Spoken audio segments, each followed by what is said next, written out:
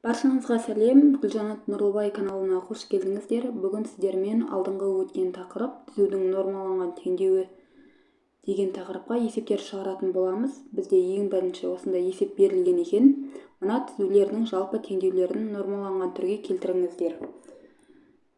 Енді бастайық. Ең бірінші есеп. Ең бірінші мысалы міне 4х азайтылған 3y азайтылған 10 тең 0. Енді түзудің нормаланған түріне келтіру үшін біз ең алдымен сол нормаланған көбейткіш деген осындай мю деген санға оны көбейтеміз. Мынау бізде түзудің жалпы түрі. Біз түзудің жалпы түрін нормаланған көбейткішке көбейтеміз. Енді мю бұл плюс-минус 1 бөлінген түбірасында а квадрат қосылған б квадрат. Енді бұл жердегі а және б деген біздегі сандар мынау. Бұл мына x-ның алдында тұрған коэффициент, y-ның алдында тұрған коэффициент. Бұлар бізде а және б. Енді мына алдындағы плюс-минус өзгереді. Біздің мынау с, мынау а, б, с. Мына с-ның алдындағы таңба. Мысалы, минус болса, мына жерде бізде плюс болады. Мына жер плюс болса, бізде мына жер минус болады. Яғни, с-ның алдындағы таңбаға қарама-қарсы болып өзгереді. Енді біз ең бірінші есепті шығарып бастайық. Мю тең, бізде мына жерде минус, 10-ның алдында, сондықтан алды плюс болады. 1 бөлінген түбірасында 4-дің квадраты 16, қосылған 3-дің квадраты 9, тең түбірасты 25-тен 5 шығады, сонда 1 бөлінген 5 болады. Енді осыны біз жалпы теңдеуін осы нормаланған көбейткішке көбейтеміз. Сонда 4 бөлінген 5х азайтылған 3 бөлінген 5y азайтылған 10-ды 5-ке бөлеміз. 2 тең 0. Міне бұл бізде түзудің нормаланған теңдеуі міне. Дәл осы формула бойынша шығады. Енді біз екіншісін шығарайық. Мынау бізде біріншісі. 4 бөлінген 5х азайтылған 3 бөлінген 5y қосылған 10 тең 0. Енді бұл жерде мю тең с-ның алдында бізде плюс деген таңба тұр, міне. Мына жерде. Демек, мына жер бізде минус болады. 1 бөлінген түбірасында 4 бөлінген 5-ның квадраты 16 бөлінген 25. 3 бөлінген 5-ның квадраты 9 бөлінген 25. Ең қарайық. Мынау бізде 25 бөлінген 25 болады. Сонда түбірасты 1-ден 1 шығады. Сонда мынау бізде минус 1-ге тең болады. Енді бұны нормаланған түріне келтіру үшін минусқа көбейтіп жазамыз. Минус 4 бөлінген 5х қосылған 3 бөлінген 5y азайтылған 10 тең 0. Міне. Мынау бізде екінші есептің жауабы. Енді үшінші есеп.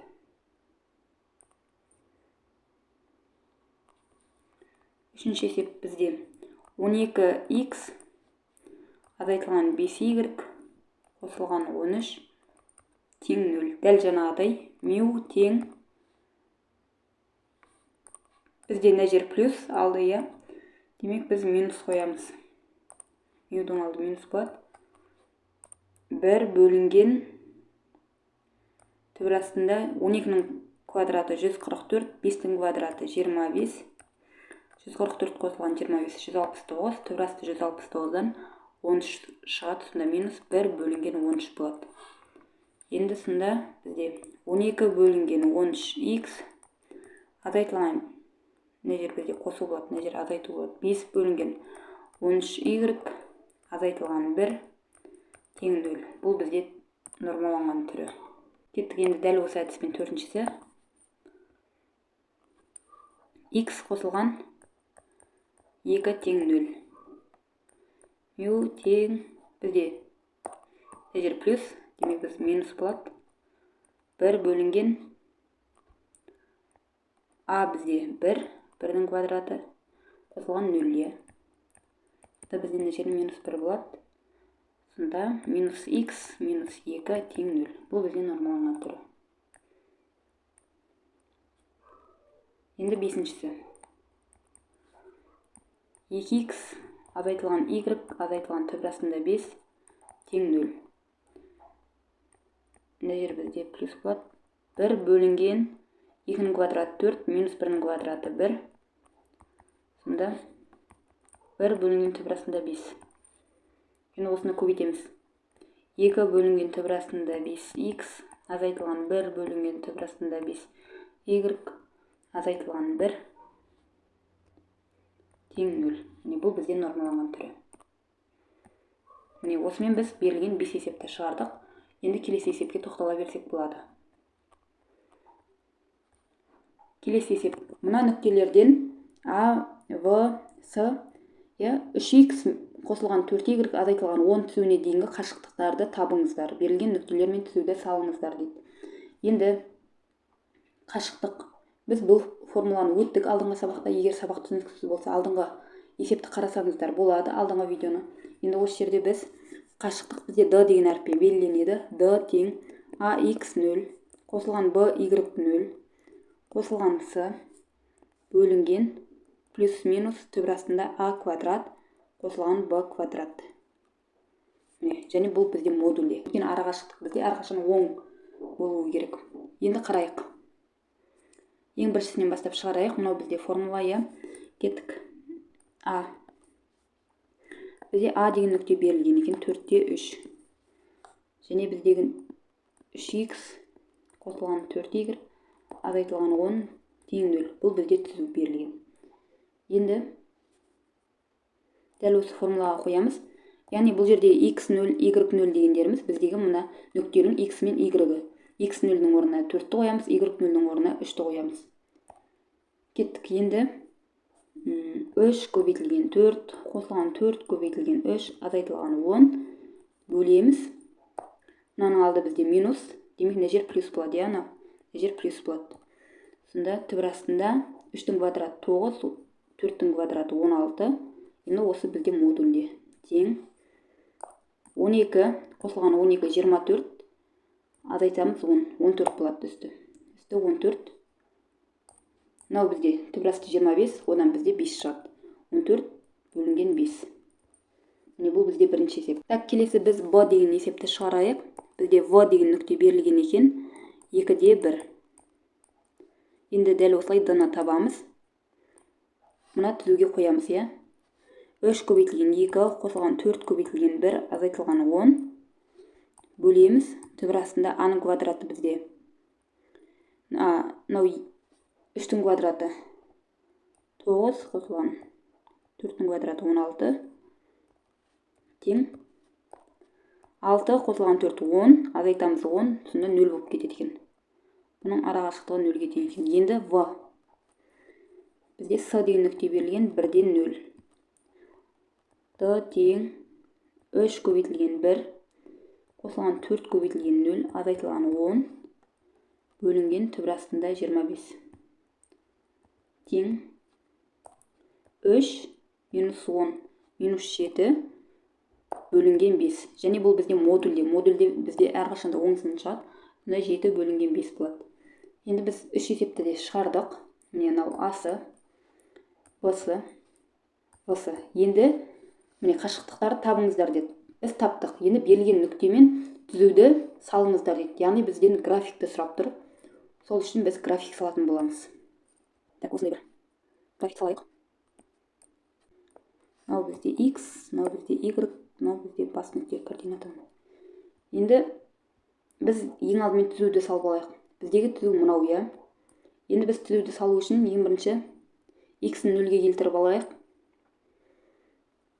x тең 0 болғанда 4y тең 10, y тең 5 бөлінген 2. y-ін 0-ге келтіріп алайық. Сонда 3x тең 10. x тең 10 бөлінген 3. Енді осы түзуді салып алайық ең алдымен. y-ы минус, y-ы 5 бөлінген 2-ге тең екен. 5 бөлінген 2 дегеніміз бұл бізде 2 жарым, Мынау бізде 1 болса, мынау 2 болса, 2 жарым. Примерно осы жерде бізде, осы жер, осы нүктемен біз қосамыз. X-і 10 бөлінген 3. 10 бөлінген 3 деген примерно 3,10. Мынау 1, мынау 2, мынау 3. Жер примерно. Ең осы 2 нүктені қосамыз міне. Осы 2 нүктені қосамыз, сол бізде берілген түзу болады.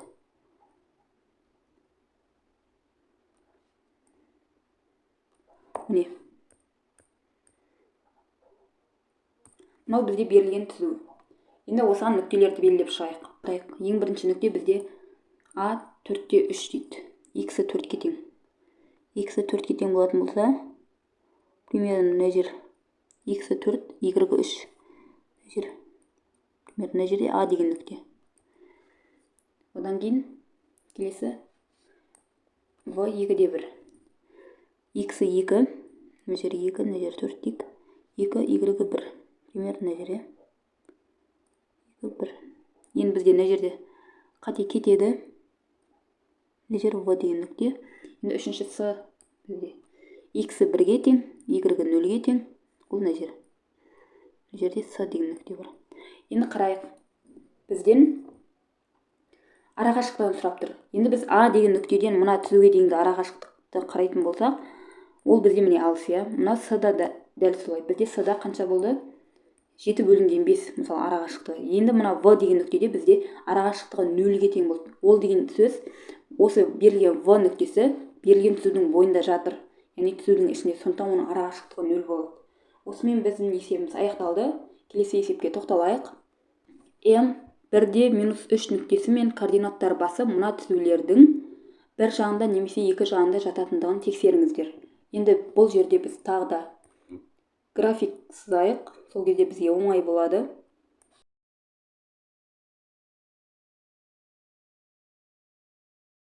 Так, міне. Мынау бізде X, Y, X, Y. Мынау бізде А. Енді қарайық. Мына нені салу керек бізге? 2x минус y плюс 5 дегенді. Енді қарайық. Бұл жерде дәл жаңада x-і 0-ге теңестіріп аламыз. Y-гі 5-ге тең. Y-ді 0-ге теңестіріп аламыз. 2x тең минус 5. X тең минус 5 бөлінген 2. Енді осыны салайық. X-і минус 5 бөлінген 2. Минус 5 бөлінген 2 дегеніміз минус 2 жарым. Мынау 1, мынау 2, мынау жарым, я, примерно. Осы нүктемен қосамыз біз Y-гі 5-ге тең. 1, 2, 3, примерно 3, мынау 4, 5. Бұл жерде 5. Мына екі нүктені қосамыз енді. Міне түзуді салдық. Енді осы жерден координаттар басы. Мынау бізде координаттар басы 0-ден 0, я. Одан кейін М нүктесі. М X-і 1 екен. Міне тұр, я. X-і 1, Y-гі минус 3. Минус 1, минус 2, минус 3. Міне, примерно осы жерде М нүктесі бар. Енді қарайық, бізден сұрап тұр. Координаттар басы мен М нүктесі түзудің бір жағында немесе екі жағында жата ма? Міне, мынау мына жақта жатыр, мынау мына жақта. Екеуі де түзудің міне төменгі жағында жатыр, сондықтан бұл бізде бір жағында жатыр. Біз мына жерге жазып қоя салайық. Бір жағында деп. Кеттік, дәл осылай Б деген есепті шығарайық. X тең 0 деп аламыз, міне мынау. 3y тең минус 5. Y тең минус 5 бөлінген 3. Y тең 0 деп аламыз. X тең 5. X-і 5-ге тең 1, 2, 3, 4, 5. Мына жер 5. Мынау бізде координаттар басы. Y-гі минус 5 бөлінген 3. Ол бізде 2-ге жетпейді. Примерно 2 болса, примерно жер. Мына екі нүктені қосамыз.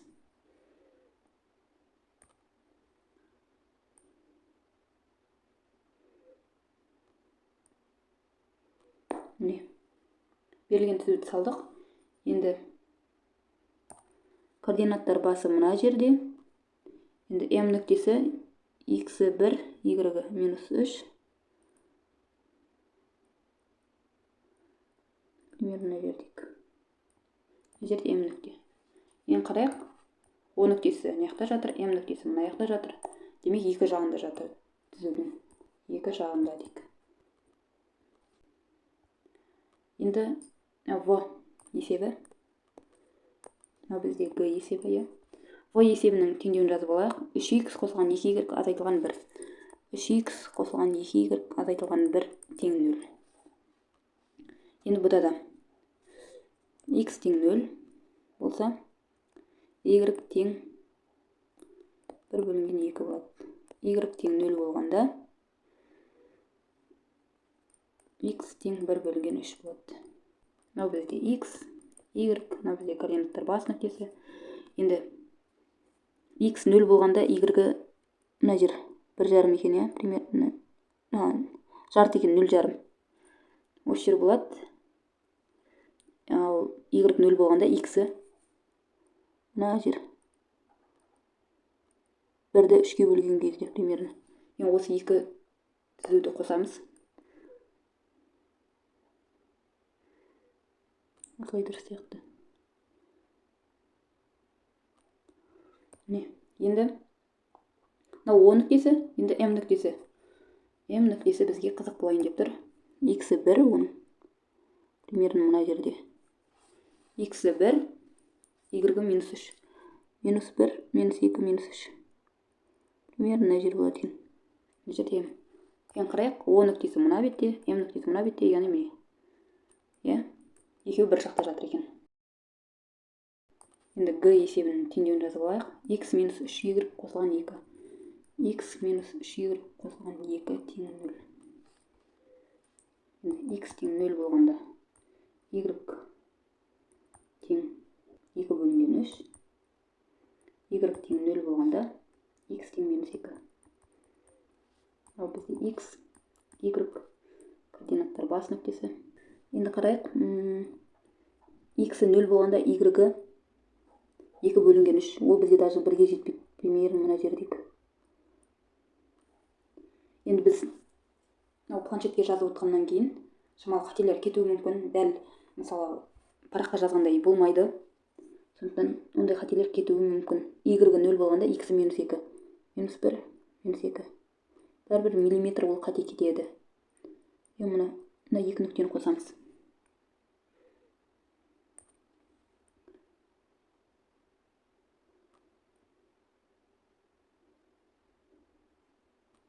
Міне бізде осындай түзу шықты. O нүктесі анау, M нүктесі 1, 2, -3. M нүктесі мына жерде примерно. Енді қарайық, O нүктесі міне, M нүктесі міне, екеуі де түзудің төменгі жағында жатыр, яғни бір жағында.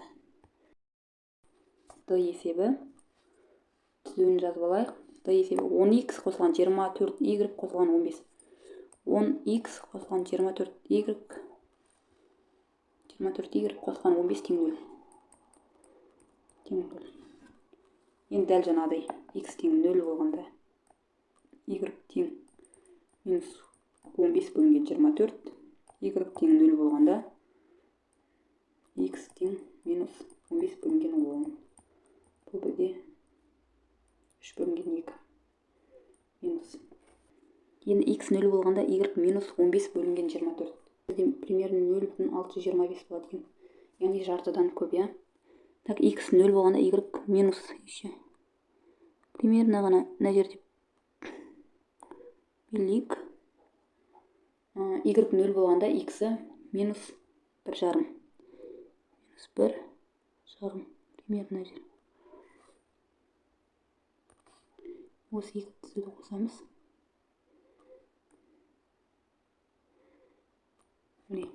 Түзу осы. O нүктесі мына жерде, M нүктесі -1, анау x-і 1, y-гі 2, 3, -3. Мына жерде M нүктесі. Енді қарайық. O нүктесі мынау, M нүктесі мынау, түзудің екеуі екі жағында жатыр. Міне біз дәл осы есепті шығардық. Яғни бұны бізде жататындығын тексеріңіздер деген. Яғни біз бұны график арқылы тексердік. Енді келесі есеп. Берілген нүктелерде мына түзулерге дейінгі ауытқулары мен қашықтықтарды табыңыздар. Енді біз білеміз. Ауытқудың формуласы міне сигма тең ax0 қосылған by0 қосылған с тең плюс минус түбірасына a квадрат қосылған b квадрат. Бұл бізде ауытқудың формуласы.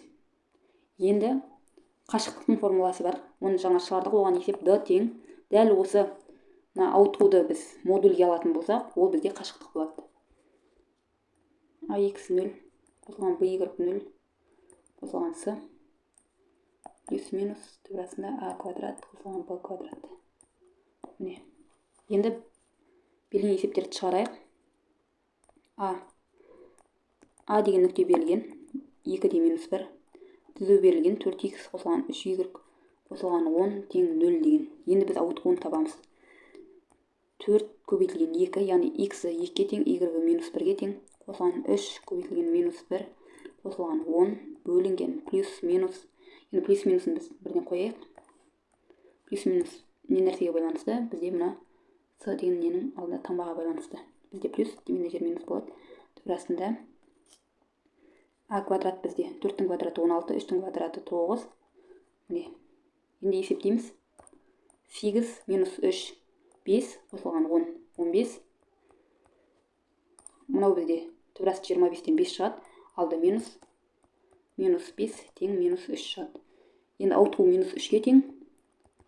Ал арақашықтығы бізде осыны модульге аламыз. Минус 3-тен бізде 3 шығады. Міне бірінші есеп шығардық. Енді екінші есеп. Б деген есеп. В деген нүкте берілген 0-де минус 3. Түзу берілген 5х, азайтылған 12y, азайтылған 23 тең 0 деген. Енді дәл осылай. Ауытқуды табамыз.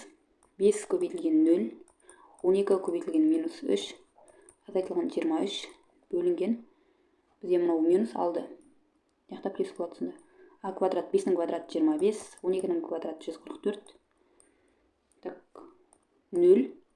36, азайтылған 23, 13. Мынау түбірасында 169, одан 13 шығады. Тең 1. Ауытқу 1-ге тең. Біз мына модульден алатын болсақ, арақашықтығы да 1-ге тең болады. Енді В деген есепті шығарайық. П минус 2-де 3 деген нүкте берілген екен. Түзу берілді. 3х минус 4y минус 2. 3х минус 4y минус 2 тең 0. Енді сигманы табамыз. Ауытқуы 3 көбейтілген минус 2, азайтылған 4 көбейтілген 3, азайтылған 2, бөлінген. Плюс минус болатын болса, мына жер алды минус, демек мына плюс болады. А бізде 3, 3-тің квадраты 9, минус 4-тің квадраты 16 тең. Мынау минус 6, минус 12, минус 18, минус 2, минус 20 болады. Минус 20, астынан бізде 5 шығады, сонда минус 4. Бұның арақашықтығы минус 4-ті модульден шығарсақ бізде 4 болады. Енді Г деген есеп, соңғы есеп. Q 1-де минус 2. 1-де минус 2. Енді бізде түзу берілген. X минус 2y минус 5. X минус 2y минус 5 тең 0. Дәл осылай. Так, X-ның орнына 1 қоямыз. Азайтылған 2 көбейтілген минус 2, азайтылған 5. Мынаны алды бізде минус, демек мына жақта плюс болады. А-ның квадраты 1-дің квадраты 1, минус 2-ның квадраты 4 болады. Тең. Мынау 1. Мынау 4. 5 болады. 5 азайтылған 5. Бізде 0 болады. Бұның арақашықтығы да 0 болады. Енді қарайық. Бізден не сұрады? Түзулерге дейін ауытқулары мен қашықтықтарын табыңыздар деген. Енді ауытқулары мен қашықтықтарын табыңыздар деген. Мынау міне. Біз мына түспен белгілейік. Ең бірінші есеп. Жауабы. Екінші есептің жауабы мынау. Үшінші есептің жауабы. Бізде төртінші есептің жауабы. Міне, біз өзімізге берілген есепті толығымен аяқтадық. Сіздерге 4 есепті толығымен шығарып, түсіндіріп көрсеттім. Егер сабақ түсініксіз болса, алдыңғы сабақтарды қарасаңыздар болады. Ол жерде мен барлық формуланы ашып, барлығын керемет етіп түсіндіргенмін. Сабақ ұнаса каналға тіркелуді, лайк басуды, комментарий жазуды ұмытпаңыздар. Дәл осы сабақ сіздерге пайдалы болсын деп тілеймін.